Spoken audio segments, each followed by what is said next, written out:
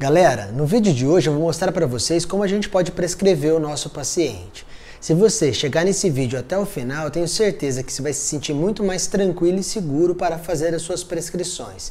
E vai ter muito mais conteúdo do que simplesmente o Fast Hug. Vamos lá?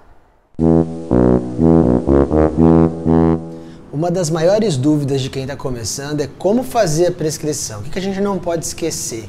Quais são as questões importantes, os medicamentos, tudo aquilo que a gente precisa ter na nossa prescrição.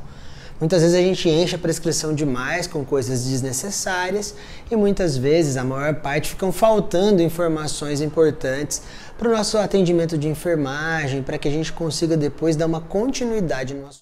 O famoso médico intensivista belga Jean-Louis Vincent, lá na década de 90, fez um mnemônico muito simples, que até hoje é muito utilizado. Ele fez isso pensando no ambiente de UTI, mas a gente trouxe essa analogia para a vida diária, que é o Fast Hug. É pensarmos na alimentação, na analgesia, na sedação, na prevenção do tromboembolismo pulmonar, na elevação da cabeceira, na prevenção das úlceras e também no controle glicêmico. Com isso tudo, você vai olhar muito melhor o seu paciente.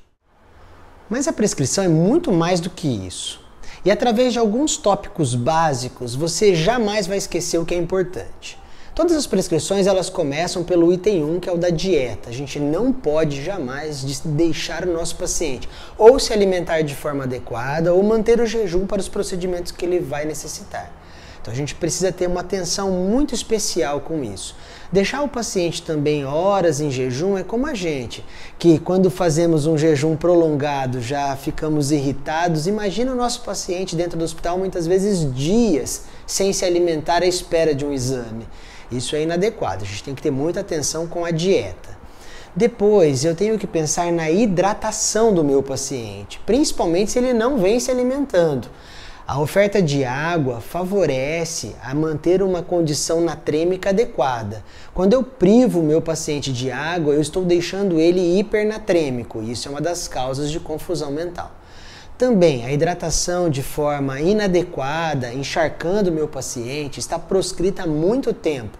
Isso piora todos os índices hospitalares. Depois eu tenho que providenciar o tratamento da doença que motivou a internação. No caso de uma pneumonia, o uso de um antibiótico associado a um sintomático adequado para aquilo. No quadro de uma dor abdominal, um analgésico. É importante que eu mantenha uma prescrição adequada em relação ao tratamento da causa da internação. Não posso esquecer disso jamais. Depois vem o uso dos sintomáticos. Medicamentos que porventura serão necessários naquele quadro. Se a gente deixa uma prescrição sem sintomáticos, depois o pessoal da enfermagem vai ficar lá enchendo as suas vezes. Por quê? Porque eu não tenho uma dipirona se o paciente tem febre, uma metoclopramida se o paciente tem vômito, um antihipertensivo se o paciente está hipertenso.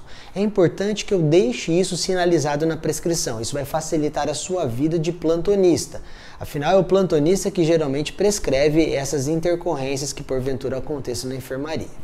Depois, vem os cuidados de enfermagem, as coisas que são mandatórias, como disse lá o Jean-Louis Vincent, em relação à cabeceira elevada, à medição dos sinais vitais, ao controle, cuidados e observação do seu paciente, se forem necessários. Tudo isso é importantíssimo ao paciente, precisa estar descrito na prescrição. E por último, os exames que você vai querer que ele realize, que ficaram para o dia seguinte, para que o seu colega, o próximo plantonista, ele tenha um sequenciamento daquele atendimento, se o paciente evoluiu com melhor ou não, para que depois as outras condutas sejam tomadas. E para não ficar só no lero-lero, eu vou trazer para vocês a prática além do livro, que é como eu chamo o curso do primeiro plantão, a plataforma do primeiro plantão.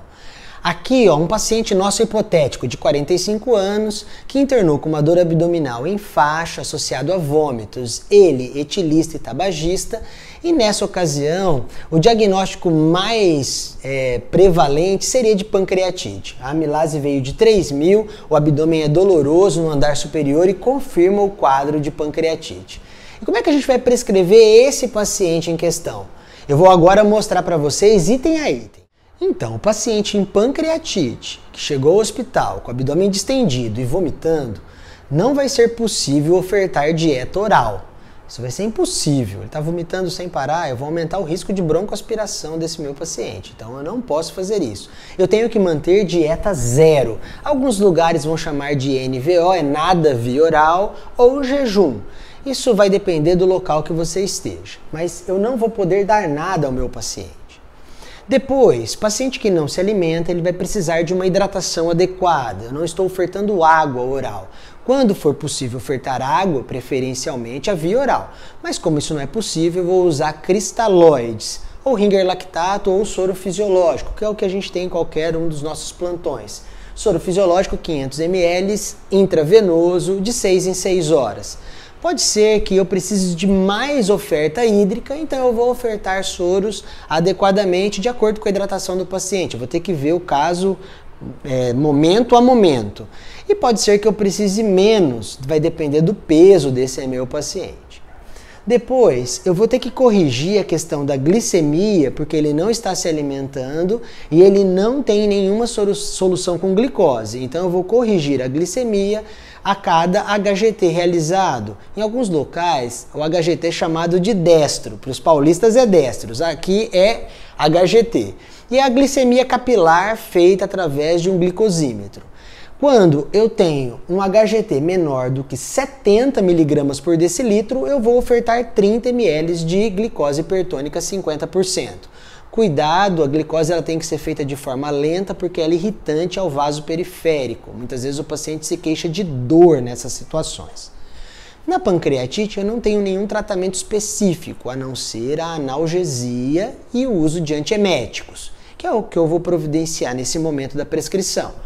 Então eu vou começar pela dipirona, 1 grama endovenosa de 6 em 6 horas, seguido do uso do tramadol, um analgésico narcótico, derivado sintético da morfina, que pode ser ofertado a cada 8 horas, também de forma intravenosa, e ele é feito habitualmente diluído em um sorinho de 100 ml, para fazer uma infusão mais lenta. O uso do tramal pode estar associado a vômitos. E como o paciente já estava vomitando, também é indicado o uso de um antiemético. Nesse caso, a gente optou pela metoclopramida 10 mg intravenosa a cada 8 horas.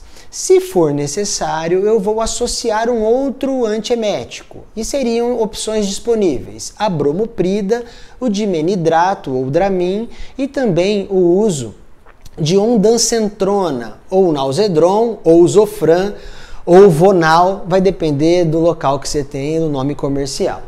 E também a gente vai usar o uso de um bloqueador da bomba de prótons, aqui no caso omeprazol, 40 mg intravenosa, uma vez ao dia. As apresentações orais apenas quando o paciente já estiver recebendo alimentação oral. Depois, o sequenciamento vai mostrar a necessidade do uso da tiamina, 100 mg intravenosa ou intramuscular a cada 8 horas. A tiamina é para prevenir a encefalopatia de Wernicke-Korsakoff, porque neste caso o nosso paciente ele era sabidamente etilista. Então estaria bem indicado de acordo com este caso clínico. Depois, eu vou ter aqui na minha prescrição o uso do diazepam intravenoso, porque é alta ocorrência de convulsões nestes pacientes e também no caso do delirium tremens que pode se seguir. O paciente etilista, ele pode ter uma crise de abstinência e nessas ocasiões o uso do diazepam estaria muito bem indicado. Preferencialmente oral, quando o paciente assim admitir a ingesta oral, e se eu não tenho essa opção, intravenoso. Cuidado com o uso de benzodiazepínicos pelo risco de depressão respiratória e, consequentemente, eu tenho que acabar entubando meu paciente. Por isso, nessa prescrição, eu coloquei ele a critério médico. Então, eu só vou administrar isso depois de uma avaliação médica criteriosa, que você deve fazer. Depois vem os cuidados de enfermagem. Em relação à cabeceira elevada a 30 graus, eu não posso esquecer disso. O paciente em decúbito zero aumenta muito a chance de broncoaspiração. A medição dos sinais vitais, preferencialmente de 4 a 6 horas. É importante que a minha equipe de enfermagem esteja treinada e que observe criteriosamente este paciente, mostrando ao médico quando os sinais estão alterados. Se eu tenho uma alteração vital, eu tenho um maior risco de complicações. Então é importante que o meu paciente ele esteja monitorizado, muitas vezes não por um monitor multiparamétrico, mas sim por uma equipe que vai vê-lo criteriosamente em intervalos regulares. Depois, eu tenho essa observação rigorosa, neste caso é um paciente que pode ter dor, pode ter vômitos constantes, isso aumenta a chance de broncoaspiração e como ele é etilista, também a questão de convulsões e da síndrome de abstinência. E depois, por último, os exames que serão rotineiros, para eu observar se eu venho melhorando a questão da minha amilase, consequentemente melhorando a pancreatite, e aí a posição de voltar a alimentarmos oralmente. E também a correção dos distúrbios hidroeletrolíticos que essa doença pode causar.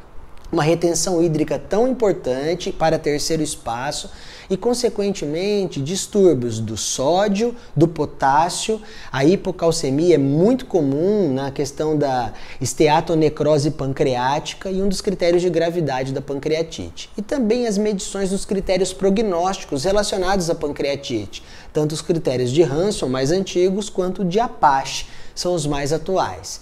E estes fatores serão prognósticos na evolução do nosso paciente. Parece que é fácil prescrever um paciente, mas a gente vê como cada item tem um monte de detalhes. Espero ter contribuído aí para vocês.